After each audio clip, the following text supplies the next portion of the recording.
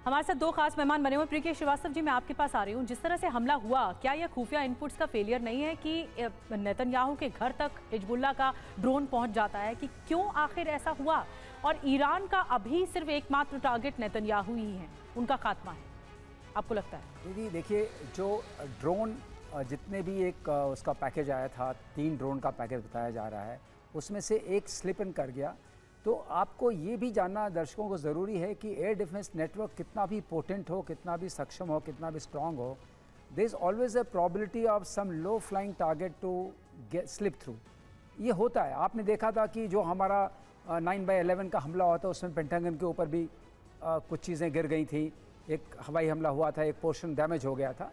तो ये वॉर और प्रतिवार में इसका होना कोई बहुत बड़ी बात नहीं है। लेकिन जहाँ तक एक बात और समझ में आती है, जो मैं दर्शकों को बताना चाहूँगा कि आप देखें, क्या ऐसा तो नहीं है कि नेतन्याहू के ये हमले सफल तो हुआ नहीं? क्या कोई मैसेजिंग दी जा रही है? क्या कोई समीकरण बन रहा है?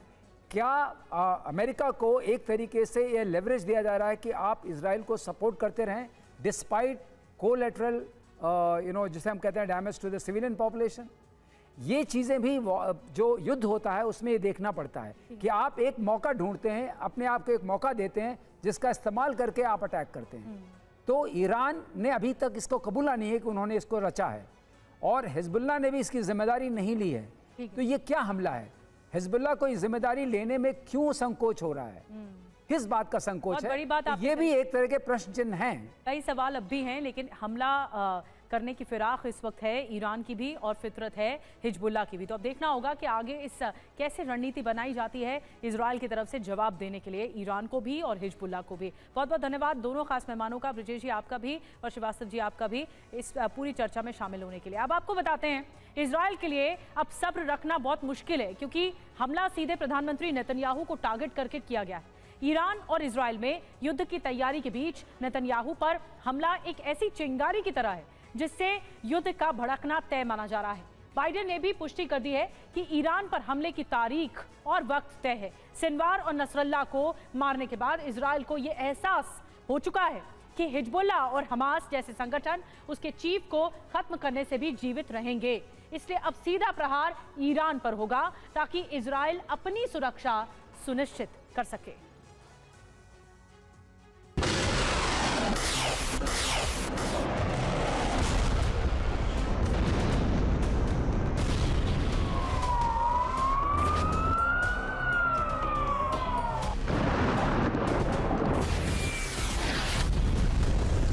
नसरल्लाह मारा गया, लेकिन हिजबुल्लाह के हमले नहीं रुके। हिजबुल्लाह के कई कमांडर मारे गए, लेकिन इजराइल में लेबनान से रॉकेट प्रहार नहीं थमा।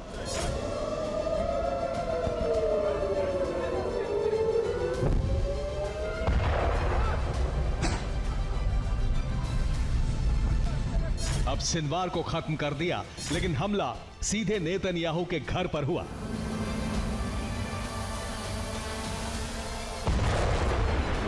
इजराइल के लिए यह बहुत बड़ा सबक है। सबक ये कि प्रॉक्सी संगठनों के चीफ सिर्फ मोहरे हैं। सबक ये कि चीफ को मारने से प्रॉक्सी संगठनों पर कोई खास असर नहीं पड़ता। और सबसे बड़ा सबक ये कि प्रॉक्सी संगठनों का रिमोट सिर्फ और सिर्फ ईरान के पास है।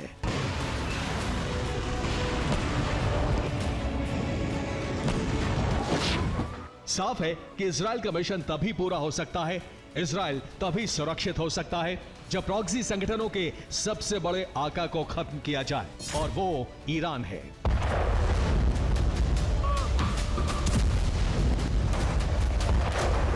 इजराइल के लिए सबसे बड़ी चुनौती हमास, हिजबुल्लाह, इस्लामिक रेजिस्टेंस और हूती जैसे संगठन हैं।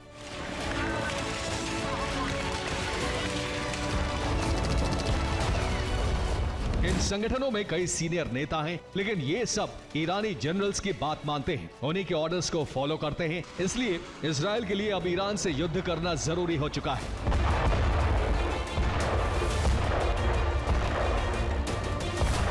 अब तक के मिशन से साफ हो चुका है कि हानिया के खत्म होने से हमास खत्म नहीं हुआ, सिनवार के मारे जाने से भी हमास खत्म नहीं होगा, नसरल्लाह के मारे जाने से हिजबुल्लाह शांत नहीं होगा, और ऐसा हूती के साथ भी होगा।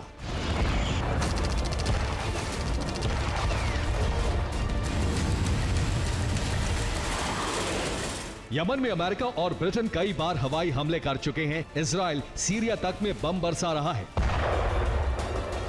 लेकिन इजराइल पर हमले की रफ्तार नहीं रुकी। ऐसा इसलिए क्योंकि ईरान ऐसा होने नहीं देगा।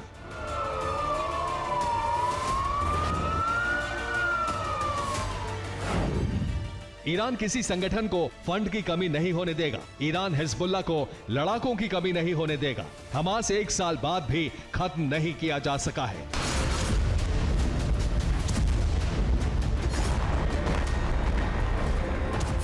गाजा इस बात का गवाह है कि इजराइल चाहे बम बरसाए या ग्राउंड ऑपरेशन करे, प्रॉक्सी संगठन सरेंडर नहीं करेंगे। नेतन्याहू समझ चुके हैं कि लेबनान और सीरिया में भी इसी तरह बम बारूद और वक्त की बर्बादी होती रहेगी। यही वजह है कि अब इजराइल का पहला टारगेट ईरान है। ईरान से युद्ध इजराइल की मजबूरी है। अमेरिका भी ईरान से युद्ध के पक्ष में है। जंग से एटमी मिशन को रोका जा सकेगा।